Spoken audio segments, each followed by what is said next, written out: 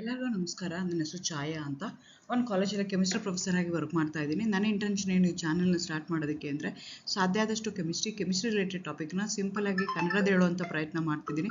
Chemistry ಇಷ್ಟ ಇಲ್ಲದಿರೋರ್ಗೂ chemistry ಕಡೆಗೆ ಸೆಳೆಯುವಂಥ ಪ್ರಯತ್ನ ನನ್ನ ಚಾನಲಲ್ಲಿ ಮಾಡ್ತಾ ಇದ್ದೀನಿ. ಸದ್ಯಕ್ಕೆ ನೀವೇನಾದರೂ ರಾಣಿ ಚೆನ್ನಮ್ಮ ಯೂನಿವರ್ಸಿಟಿನಲ್ಲಿ ಓದ್ತಾ ಇದ್ದೀರಾ, 4th ಸೆಮ್ ಇದ್ದೀರಾ ಅಂದರೆ ನಿಮ್ಗೆ ಆಲ್ರೆಡಿ ಗೊತ್ತಿರುತ್ತೆ 4 ಯೂನಿಟ್ ಇರುತ್ತೆ ಕೆಮಿಸ್ಟ್ರಿನಲ್ಲಿ ಅಂತ. ಆ ಕೆಮಿಸ್ಟ್ರಿನಲ್ಲಿ ಇರುವಂಥ 2ನೇ ಯೂನಿಟ್ ಏನಿದೆಯಲ್ಲ ಎಲೆಕ್ಟ್ರೋ ಕೆಮಿಸ್ಟ್ರಿ, ಅದರದ್ದು ವಿಡಿಯೋಸ್ ನಾನೀಗ ಅಪ್ಲೋಡ್ ಮಾಡ್ತಾ ಇದ್ದೀನಿ. ಆ ಸೀರೀಸಲ್ಲಿ ನಾನು ಅಪ್ಲೋಡ್ ಮಾಡ್ತಾ ಇರೋವಂಥದ್ದು 15ನೇ ವಿಡಿಯೋ. ಇವತ್ತಿನ ವಿಡಿಯೋದಲ್ಲಿ ನಾನು Kohlrausch law of independent migration of ions, ಹೇಗೆ ನಿಮಗೆ ಎಲೆಕ್ಟ್ರಾಲಿಸಿಸ್ ಆದಾಗ ಅಯಾನ್ಸ್ ಏನು ಮಾಡ್ತವೆ, independently they going to move against the electrode, ಅಂದರೆ ಟುವರ್ಡ್ಸ್ ದಿ ಪಾಸಿಟಿವ್ ಎಲೆಕ್ಟ್ರೋಡ್ಗೆ ಮೂವ್ ಆಗ್ತಾ ಹೋಗುತ್ತೆ. ಆ ಮೂವ್ ಆದಾಗ ಏನಾಗುತ್ತೆ, ಆ ಎಲೆಕ್ಟ್ರೋಡ್ದು ಮೈಗ್ರೇಷನ್ ಕಂಡಕ್ಟೆನ್ಸ್ ಏನಾಗುತ್ತೆ, ಅದನ್ನು ಇವತ್ತು ಇನ್ ಡೀಟೇಲ್ ಆಗಿ ಹೇಳೋಣ ಅಂತ ಅಂದ್ಕೊಳ್ತಾ ಇದ್ದೀನಿ.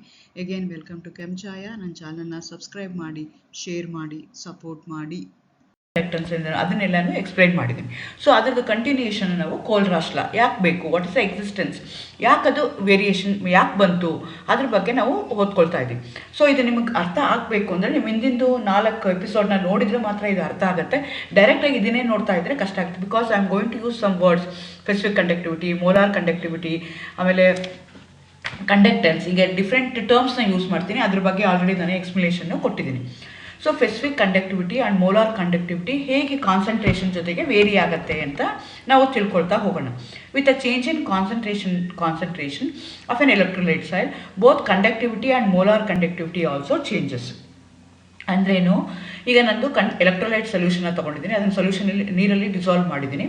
ಡಿಸಾಲ್ವ್ ಮಾಡಿಬಿಟ್ಟು ಅದರದ್ದು ಕಾನ್ಸಂಟ್ರೇಷನ್ನು ಏನಾಗ್ತಾ ಹೋಗುತ್ತೆ ಅಂದರೆ ಅದಕ್ಕೆ ಡೈಲ್ಯೂಷನ್ ಮಾಡ್ತಾ ಹೋದಂಗೆ, ಕಾನ್ಸಂಟ್ರೇಷನ್ ಚೇಂಜ್ ಮಾಡ್ತಾ ಹೋದಂಗೆ ಅದರದ್ದು ಕಂಡಕ್ಟಿವಿಟಿ, ಮೋಲಾರ್ ಕಂಡಕ್ಟಿವಿಟಿ ಏನಾಗುತ್ತೆ ಅಂತ ನಾನು ಚೇಂಜ್ ಆಗುತ್ತಾ ಇಲ್ವಾ, ಚೇಂಜ್ ಆಗೋದಾದ್ರೆ ಇನ್ಕ್ರೀಸ್ ಆಗುತ್ತಾ ಡಿಕ್ರೀಸ್ ಆಗುತ್ತಾ ಅದ್ರ ಬಗ್ಗೆ ತಿಳ್ಕೊಳ್ಳೋಕ್ಕೆ ಹೋಗ್ತಾ ಇದ್ದೀನಿ. ನಮಗೆ ಕಂಡಕ್ಟಿವಿಟಿ ಅಂದರೆ ಏನು ಅಂತಂದರೆ ಗೊತ್ತಿರಬೇಕು ಅಂದರೆ it's a conductance per unit volume of a solution, that is called as conductance. That is called as conductivity. Conductivity is the conductance per unit volume. So conductance per unit volume of a solution ಏನಾಗ್ತಾ ಇದೆಯಲ್ಲ ಅದಕ್ಕೆ ನಾವೇನಂತ ಕರಿತೀವಿ, conductance ಅಂತ ಕರಿತೀವಿ. ಅದೇ ಥರ molar conductance ಅಂತಂದರೆ ಅಥವಾ ಮೋಲಾರ್ ಕಂಡಕ್ಟಿವಿಟಿ ಅಂದರೆ it's a conductance of a solution of 1 mole of an electrolyte. 1 mole of an ಎಲೆಕ್ಟ್ರೋಲೈಟ್ನ ತಗೊಂಡು ಅದರದ್ದು ಕಂಡಕ್ಟೆನ್ಸು ಏನಾಗ್ತಾ ಇದೆ ಅಂತ ಪರ್ ಯೂನಿಟ್ ವಾಲ್ಯೂಮ್ ಕಂಡುಹಿಡಿತಾ ಇದ್ದಿಲ್ಲ, ಅದಕ್ಕೆ ಏನಂತ ಕರಿತೀನಿ ನಾನು, ಮೋಲಾರ್ ಕಂಡಕ್ಟಿವಿಟಿ ಅಂತ ಹೇಳ್ತಾ ಇದ್ದೀನಿ. So you should know the meaning of conductivity and molar conductivity. Conductance ಅಂದ್ರೇನು, movement of ions which going to carry the electric charge. ಅಂದ್ರೇನು, ಈಗ ಎಲೆಕ್ಟ್ರಾಲಿಸಿಸ್ ಪ್ರೋಸೆಸ್ ಮಾಡ್ತೀವಿ, ಎಲೆಕ್ಟ್ರೋಲೈಟ್ನ ತೊಗೊಂಡು ಎಲೆಕ್ಟ್ರಾಲಿಸಿಸ್ ಪ್ರೋಸೆಸ್ಗೆ ಇನ್ವಾಲ್ವ್ ಮಾಡಿದಾಗ ಅವು ಡಿಸೋಸಿಯೇಟ್ ಆಗ್ತವೆ, ಸ್ಪ್ಲಿಟ್ ಆಗ್ತವೆ as positively charge negatively charge ion, and they start moving towards the oppositely charged ಎಲೆಕ್ಟ್ರೋಡ್ಸ್ಗೆ ಮೂವ್ ಆಗೋಕ್ಕೆ ಶುರು ಆಗ್ತಾವಲ್ಲ, ಆ ಪ್ರೋಸೆಸ್ಗೆ ನಾವೇನಂತ ಕರಿತೀವಿ, ಕಂಡಕ್ಟೆನ್ಸ್ ಅಂತ ಕರಿತೀವಿ. ಸೊ ಆ ಕಂಡಕ್ಟೆನ್ಸ್ ಏನಿದೆಯಲ್ಲ ಅದು ಪರ್ ಯೂನಿಟ್ ವಾಲ್ಯೂಮ್ಗೆ ಎಷ್ಟಾಗತ್ತೆ ಅಂತ ಕಂಡುಹಿಡಿತೀವಲ್ಲ ಅದಕ್ಕೆ ಕಂಡಕ್ಟಿವಿಟಿ ಅಂತ ಹೇಳ್ತೀವಿ. ಸೊ ನಾನು 1 mole ಸೊಲ್ಯೂಷನಲ್ಲಿ ಎಷ್ಟಾಗತ್ತೆ ಅಂತ ತಗೊಂಡಿದ್ರೆ ಅದಕ್ಕೆ ನಾನು ಮೋಲಾರ್ ಕಂಡಕ್ಟಿವಿಟಿ ಅಂತ ಹೇಳ್ತೀನಿ. So conductivity always decreases with decrease in concentration both in strong and weak electrolyte. So ನಾನು ಏನು ಮಾಡಬೇಕೀಗ, ಒಂದು ಸ್ಟ್ರಾಂಗ್ ಎಲೆಕ್ಟ್ರೋಲೈಟ್ಗೆ ಏನಾಗ್ತಾ ಇದೆ, ವೀಕ್ ಎಲೆಕ್ಟ್ರೋಲೈಟ್ಗೆ ಏನಾಗ್ತಿದೆ ಅಂತ ನಾನು ಕಂಪೇರ್ ಮಾಡಬೇಕು. ಸ್ಟ್ರಾಂಗ್ ಎಲೆಕ್ಟ್ರೋಲೈಟ್ ಅಂದ್ರೇನು, 100% ಡಿಸೋಸಿಯೇಟ್ ಆಗ್ತಾರೆ ಅಂಥದಕ್ಕೆ ಸ್ಟ್ರಾಂಗ್ ಅಂತ ಕರಿತೀವಿ. ವೀಕ್ ಅಂತಂದರೆ ಪಾರ್ಷಿಯಲಿ ಎಲೆಕ್ಟ್ರೋಲಿಸಿಸ್ ಆಗ್ತಾವಲ್ಲ ಅಂಥದಕ್ಕೆ ವೀಕ್ ಎಲೆಕ್ಟ್ರೋಲೈಟ್ ಅಂತ ಕರಿತೀವಿ. ಸೊ ಕಂಡಕ್ಟಿವಿಟಿ ಅಂದರೆ ಏನು, ಮೂವ್ಮೆಂಟ್ ಆಫ್ ಎಲೆಕ್ಟ್ರಾನ್ಸು. ಸೊ ನಿಮಗೆ ಕಾನ್ಸಂಟ್ರೇಷನ್ ಡಿಕ್ರೀಸ್ ಆಗ್ತಾ ಇದ್ದಂಗೆ, ಕಾನ್ಸಂಟ್ರೇಷನ್ ಡಿಕ್ರೀಸ್ ಆಯಿತು ಅಂತಂದ್ರೇನು, ನಂಬರ್ ಆಫ್ ಅಯಾನ್ಸು ಕಡಿಮೆ ಆಗುತ್ತೆ. ನಂಬರ್ ಆಫ್ ಅಯಾನ್ಸ್ ಕಡಿಮೆ ಆದಾಗ ಮೂವ್ಮೆಂಟು ಏನಾಗ್ತಾ ಹೋಗುತ್ತೆ, ಕಡಿಮೆ ಆಗುತ್ತೆ. Therefore conductivity always decreases with decrease in concentration of, strong ಇರ್ಬೋದು ವೀಕ್ ಇರ್ಬೋದು. ಸೊ ನಮ್ಮದು ಕಾನ್ಸಂಟ್ರೇಷನ್ ಕಡಿಮೆ ಮಾಡಿದ ತಕ್ಷಣ ನಂಬರ್ ಆಫ್ ಅಯಾನ್ಸು ಕಡಿಮೆ ಆಗುತ್ತೆ. ನಂಬರ್ ಆಫ್ ಅಯಾನ್ಸ್ ಕಡಿಮೆ ಆದ ತಕ್ಷಣ ಮೂಮೆಂಟ್ ಆಫ್ ಅಯಾನ್ಸು ಕಡಿಮೆ ಆಗುತ್ತೆ. ಸೊ ಹಾಗಾಗಿ ಏನಾಗುತ್ತೆ, ಅವು ಕಡಿಮೆ ಆಗ್ತಾ ಹೋಗುತ್ತೆ. ಹಂಗಾಗಿ ಎಲೆಕ್ಟ್ರಿಕ್ ಚಾರ್ಜ್ನ ಕ್ಯಾರಿ ಮಾಡೋವಂಥದ್ದು ಕಡಿಮೆ ಆಗ್ತಾ ಹೋಗುತ್ತೆ. Conductivity always decreases with decrease in concentration both in strong and weak electrolyte.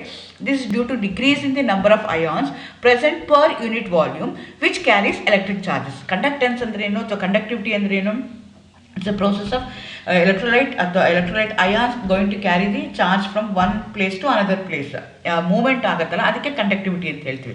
So ನಮ್ಮ ಕಾನ್ಸಂಟ್ರೇಷನ್ ಡಿಕ್ರೀಸ್ ಮಾಡಿದ ತಕ್ಷಣ ಏನಾಯಿತು, ನಂಬರ್ ಆಫ್ ಅಯಾನ್ಸು ಕಡಿಮೆ ಆಯಿತು. ನಂಬರ್ ಆಫ್ ಅಯಾನ್ಸ್ ಕಡಿಮೆ ಆದಂಗೆ ಏನಾಗುತ್ತೆ, ಆ ಮೂವ್ಮೆಂಟ್ ಆಗೋದು ಕಡಿಮೆ ಆಗುತ್ತೆ, which going to carry the electric charges. The conductivity of unit volume of a solution kept between two electrode platinum electrodes with a unit area of cross section at a distance of unit length. Actually ನಾವು ಈಗ ಎಲೆಕ್ಟ್ರಾಲಿಸಿಸ್ನ ತೊಗೊಂಡಾಗ electrolytic ಸೆಲ್ನ ತೊಗೊಂಡಾಗ ನಮಗೆ ಎರಡು electrodes ಇರಬೇಕು ಅಂತ ಹೇಳಿದ್ದೀನಿ. Actually ಇದನ್ನು ಆಲ್ರೆಡಿ ನಾನು ಪ್ರೀವಿಯಸ್ ವಿಡಿಯೋಗಳಲ್ಲಿ ಎಕ್ಸ್ಪ್ಲೈನ್ ಮಾಡಿದರೆ ನಾವು ಯೂಶಲಿ ಪ್ಲಾಟಿನಮ್ ಎಲೆಕ್ಟ್ರೋಡ್ನ ತೊಗೊಳ್ತೀವಿ, ಒಂದು ಪಾಸಿಟಿವ್ ಅಂತ ಇನ್ನೊಂದು ನೆಗೆಟಿವ್ ಅಂತ ಹೇಳ್ತೀವಿ. ಸೊ ನೆಕ್ಸ್ಟ್ ಏನಾಗುತ್ತೆ, ಅವೆರಡರ ಮಧ್ಯೆ ಇರುವಂಥ ಡಿಸ್ಟೆನ್ಸ್ಗೆ ಯೂನಿಟ್ ಲೆಂತನ್ನು ಕನ್ಸಿಡರ್ ಮಾಡ್ಕೊಳ್ತೀವಿ.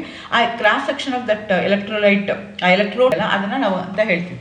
So with that background molar conductivity of A given solution is given by the concentration at a given concentration is the conductance of the volume V containing 1 mole of an electrolyte kept between two electrodes of an area of cross section A, capital A, and a distance separation of L.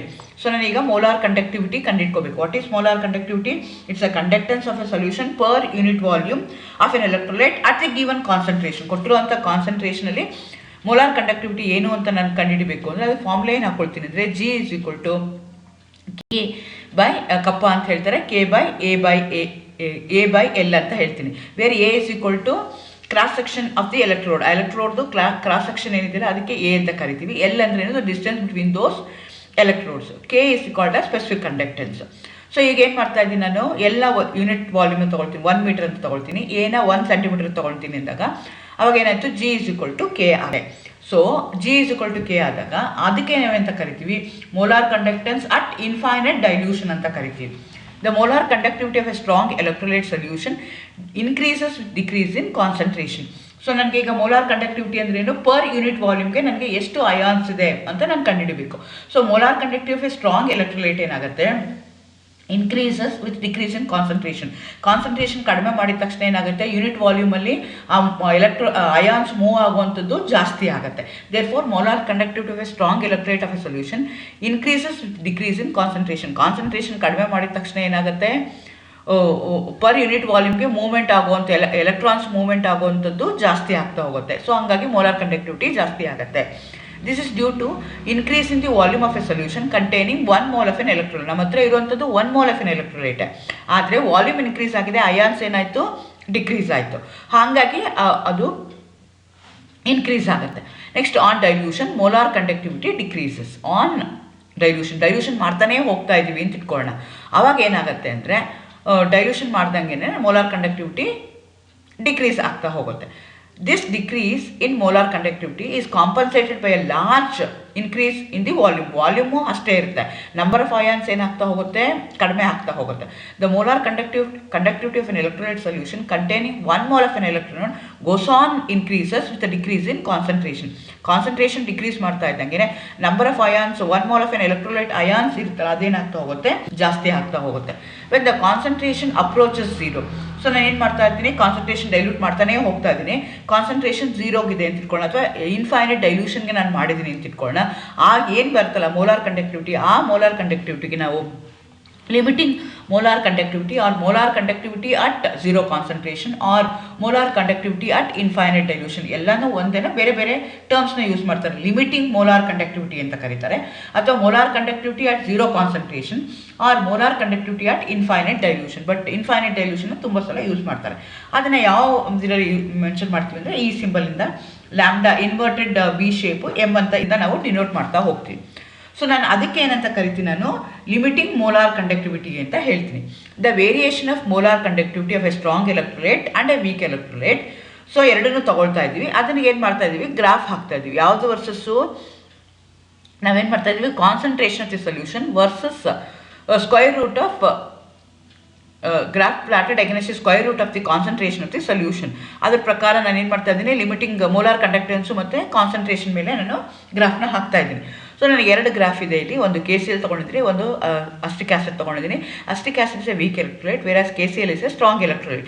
Strong ಎಲೆಕ್ಟ್ರೋಲೈಟಲ್ಲಿ ನನಗೆ graph ಯಾವ ಥರ ಬರ್ತಾ ಇದೆ ಅಂದರೆ straight line ಬರ್ತಾ ಇದೆ. ಅದೇ ಥರ ನಾನು ವೀಕ್ ಎಲೆಕ್ಟ್ರೋಲೈಟ್ ತೊಗೊಂಡ್ರೆ ಇಟ್ ಇಸ್ ವೀಕ್ ಕರ್ವಲ್ಲಿ ಬರ್ತಾ ಇದೆ, which is pointing towards zero ಬರ್ತಾ ಇದೆ. ಸೊ ಸ್ಟ್ರಾಂಗ್ ಎಲೆಕ್ಟ್ರೋಲೈಟ್ಗೆ ಏನಾಗುತ್ತೆ, variation of the molar conductance versus the square root of the concentration of the given concentration gives the straight line. ಇಲ್ಲಿ ಚಿತ್ರದ ಪ್ರಕಾರ ಕೇಸಲ್ ಪ್ರಕಾರ ನೋಡಿದಾಗ ನಿಮಗೆ ಸ್ಟ್ರೈಟ್ ಲೈನ್ ಬರುತ್ತೆ. That straight line when extended towards the X axis, ಅದನ್ನು ಹಾಗೆ ಎಕ್ಸ್ಟೆಂಡ್ ಮಾಡ್ಕೊಳ್ಳೋಣ X axis ತನಕನು, which intercept the X axis at a point.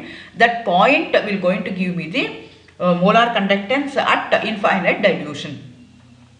For a strong electrolyte, the molar conductivity is given by lambda m, that's the limiting is equal to lambda naught m minus a into square root. ಆ formula ಅದನ್ನು ಹಾಕ್ಕೊಳ್ತೀವಿ. So in this equation, A is a constant which depends on the nature of the solvent, type of an electrolyte and a temperature. For different electrolyte, on dissociation produces ions with different charges. For example NaCl ಆದರೆ 1 ಆಗುತ್ತೆ, calcium chloride ಆದರೆ 1 and 2 ಆಗುತ್ತೆ, aluminium ಟ್ರೈಕ್ಲೋರೈಡ್ ಆದರೆ 1 and 3 ಆಗುತ್ತೆ. So ಹಂಗೆ ಏನಾಗುತ್ತೆ, ಬೇರೆ ಬೇರೆ ನಾನು ಎಲೆಕ್ಟ್ರೋಲೈಟ್ನ ತಗೊಂಡಾಗ ಬೇರೆ ಬೇರೆ ಆಗುತ್ತೆ. It depends upon temperature also, depends upon the type of the solvent that I have taken. All the electrolyte of A particular type has value A as A same value of A. ಎಲ್ಲದಕ್ಕೂ same ಇರುತ್ತೆ. ಅದೇನಾದರೂ 1 ಇತ್ತು ಅಂದರೆ same ಇರುತ್ತೆ, 1 2 ಇದ್ದರೂ ಎಲ್ಲ 1 2 ಇರೋ ಎಲೆಕ್ಟ್ರೋಲೈಟ್ಸ್ಗೆಲ್ಲನೂ same ಆಗಿದೆ. ಸೊ ಅದೇ ಥರ ವೀಕ್ ಎಲೆಕ್ಟ್ರೋಲೈಟ್ಗೆ ಕನ್ಸಿಡರ್ ಮಾಡ್ಕೊಳ್ಳೋಣ. ವೀಕ್ ಎಲೆಕ್ಟ್ರೋಲೈಟ್ಗೆ ಏನು ಮಾಡ್ತಾ ಇದ್ದೀನಿ, again I am plotting the graph versus molar conductance versus the square root of concentration ಮಾಡ್ತಾ ಇದ್ದೀವಿ ಅಂತ ಇಟ್ಕೊಳ್ಳೋಣ.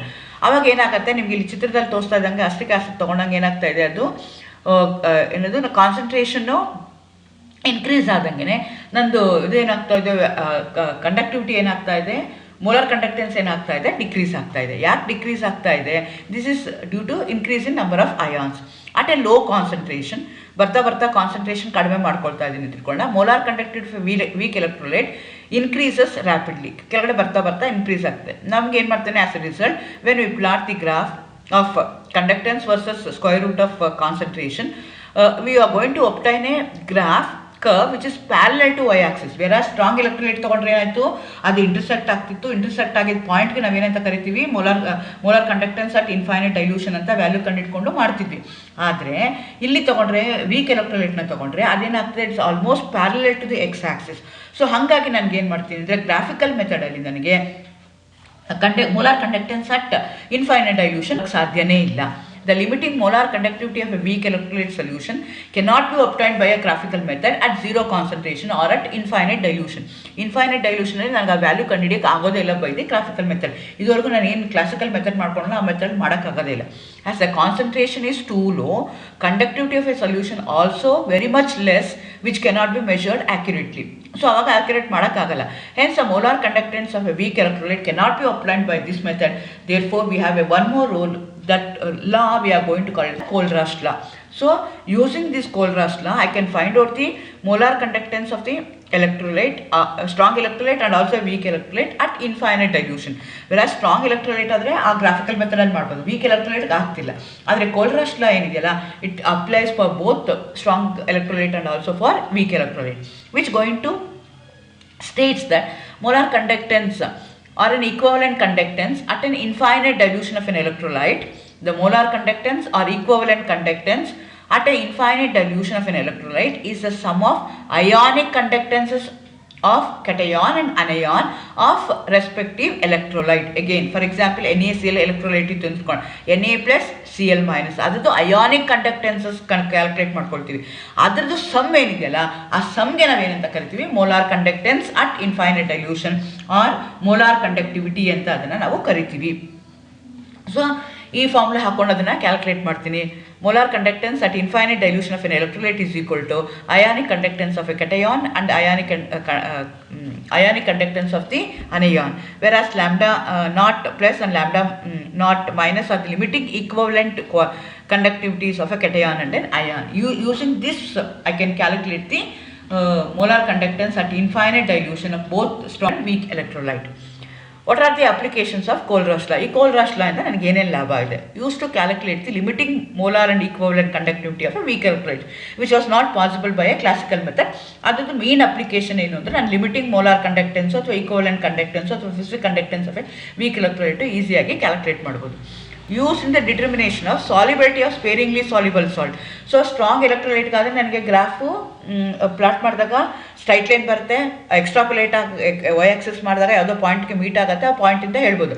ಸ್ಪೇರಿಂಗ್ಲಿ ಸಾಲ್ಯುಬಲ್ಗೂ ಕಷ್ಟ ಆಗುತ್ತೆ, but using this method I can easily find out the limiting or molar conductance ಈಸಿಯಾಗಿ ಕ್ಯಾಲ್ಕುಲೇಟ್ ಮಾಡ್ಬೋದು. Use to determine the degree of dissociation and dissociation constant of weak acids and weak bases. ಏಕೆನ್ strong electrolyte ಇದ್ರೆ classical ಮೆಥಡಲ್ಲಿ graphical ಮೆಥಡಲ್ಲಿ ಆಗ್ತಿತ್ತು. But using this both strong and weak electrolyte can be easily find out, but which was not possible with the case of graphical method. Used to determine and calculate the ionic product of water and absolute ionic mobility of an ions.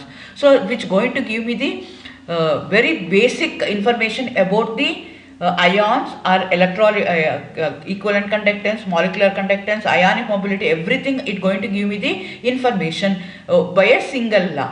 So ಒಂದೇ ಲಾ use ಮಾಡ್ಕೊಂಡು ನಾನು ಏನು ಮಾಡ್ಕೋಬೋದು, ಅದನ್ನು ಈಸಿಯಾಗಿ ಎಲ್ಲನೂ calculate ಮಾಡ್ಕೋಬೋದು. So this is the application of Kohlrausch law. Thank you.